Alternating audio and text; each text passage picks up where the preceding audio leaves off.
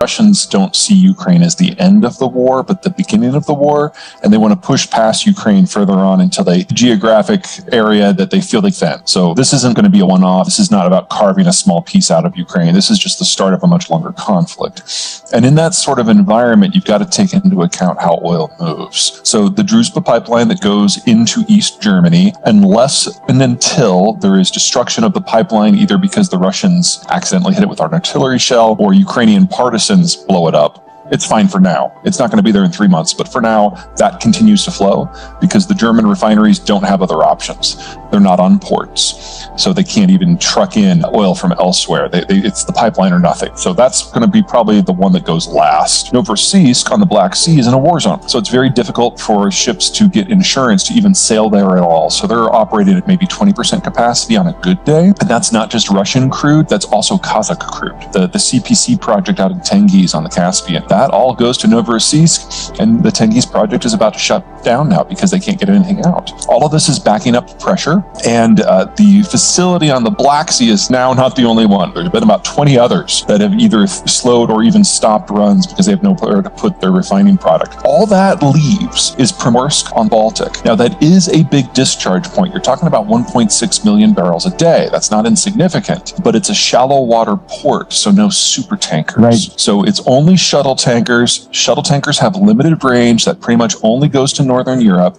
And if you want to send it further, you have to get 6 or 7 of those things together and do a sea-to-sea transfer in the territorial waters of a NATO state in order to send it on. And that is not a viable long or even mid-term option. So we're seeing the pressure building up already, and probably within a month or two, they're going to be forced to shut in production for the long term. At a minimum, you're talking about needing to have a replacement government for the Putin regime. Well, the Russian government would need a completely new leadership cadre. It's not clear that one even exists. And then they would have to hold the line and generate stability lasting at least 10 years before you could even start the real work. So we're getting to a point where everyone but the Germans are cutting Russian energy out of their equation. And even the Germans are bending over backwards to try to build alternate infrastructure, but they're the ones that have the furthest to go, so it's just going to take a little bit longer. But at some point this summer, assuming that the oil is still flowing, the European demand for that stuff is going to drop, and there's no way that the Europeans are going to keep their waterways open in order to facilitate other people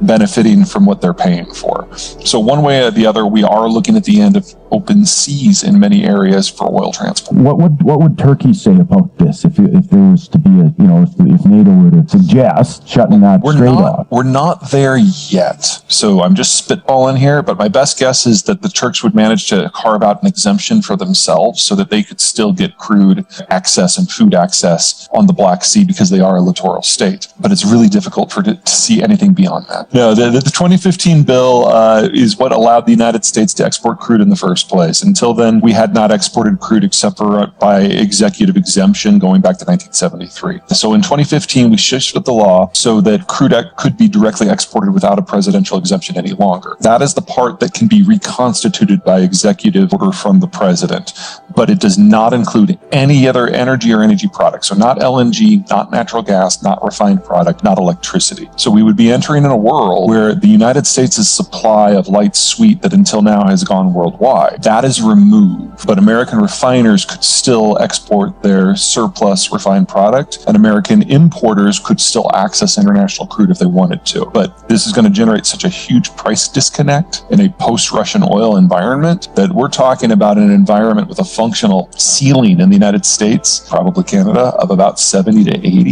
and then a functional floor everywhere else that is at the absolute minimum like 170. And so in that environment, if you want to import crude in the United States, you have to really, really want it because you're going to pay a lot for it. Give us your thoughts on North American energy strategy. Well, if you go back to February 22nd, the day before the war started, I would say that the idea of getting more pipelines from Alberta to the United States was a dead letter, that we had multiple administrations that were for or against it, and nothing happened. And if it wasn't going to happen under Donald Trump, it wasn't going to happen, period. But now we're staring down a global energy shock, and that's going to change a lot of people's minds when it comes to energy security issues. But never forget that Biden, like Trump, like Obama, is a populist. And so he's not going to do things based on the economic numbers unless those economic numbers are something that directly impacts his political standing. So in the United States, gasoline prices are a hot button issue right now. And because of what's going on in Russia, they have gone up. And with what's about to happen in Russia, they're going to go up substantially. The oil export ban will help contain the damage. But in that environment, Albertan crude is being sold into a closed market, and it's not available for export. So you would be stuck getting the mid-continental price for oil within the United States, which will probably never go above 80 again because of changes that are coming. I don't think this can happen with crude. Now, that can change with an act of Congress. Congress is slow, and there are a number of factions involved, and most of them would probably be thrilled with having a cap on what oil prices in the United States can be. Now, you're right that there will be elasticity in other things, especially refined product, because if you can buy crude for $60 to $80 in North America as a refiner and then sell it into a global market where it's below or above 170, I mean, that's a slam dunk business decision.